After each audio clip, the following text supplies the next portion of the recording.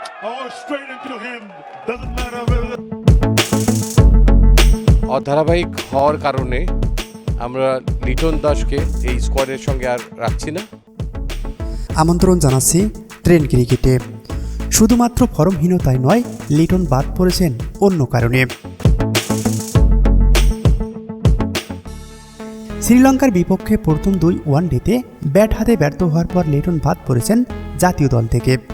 ওয়ানডের পাশাপাশি ডান হাতে এই ওপেনার কি তাহলে টি-20 দল থেকেও বাদ পড়ছেন, এমন প্রশ্ন অনেকের। ওয়ানডেতে সময়টা ভালো না গেলেও শেষ 10টি টি-20 ম্যাচে করেছেন 138.82, সর্বোচ্চ স্ট্রাইক রেটে করেছেন 345 রান।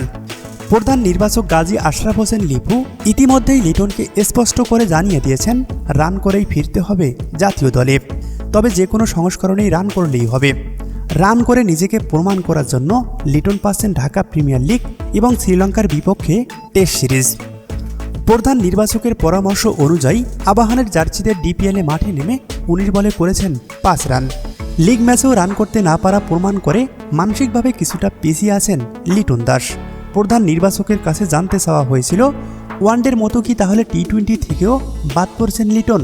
এই প্রশ্নের উত্তরে গাজী আশরাফ হোসেন লিপু বলেন, এই মুহূর্তে লিটন একেবারেই ছন্দে নেই।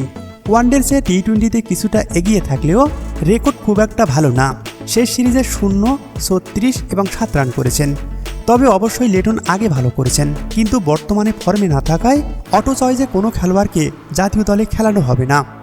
এছাড়াও জানা গেছে শ্রীলঙ্কার বিপক্ষে রান করতে না পারাই লিটন বাদ পড়ার একমাত্র কারণ নয়। 29 বছর বয়সী এই ব্যাটারের বিরুদ্ধে অভিযোগ উঠেছে তিনি অনুশীলনের সময় অমনোযোগী থাকেন, যেটা ভালোভাবে নেননি কোচ চান্দিকা হাথুরুসিংহে এবং অধিনায়ক নাজমুল হোসেন শান্ত। শ্রীলঙ্কার বিপক্ষে শেষ ওয়ানডে দল থেকে বাদ দেওয়ার সময় লিটনকে সমর্থন করেননি নাজমুল হোসেন শান্ত এবং কোচ হাথুরুসিংহে। টিম ম্যানেজমেন্ট ও জাতীয় নির্বাচক প্যানেলের সঙ্গে কথা বলে জানা গেছে, লিটন রান করার পাশাপাশি জাতীয় দলের অনুশীলনেও থাকতে হবে একাগ্রতা, সেই সাথে পারফর্ম করেই ফিরতে হবে জাতীয় দলে। অন্যথায় শেষ হতে পারে লিটনের জন্য জাতীয় দলের দরজা। লিটন কি পারবে আদৌ ফর্মে ফিরে আসতে, নাকি এই পর্যন্তই লিটনের ক্যারিয়ারের ইতি ঘটতে যাচ্ছে?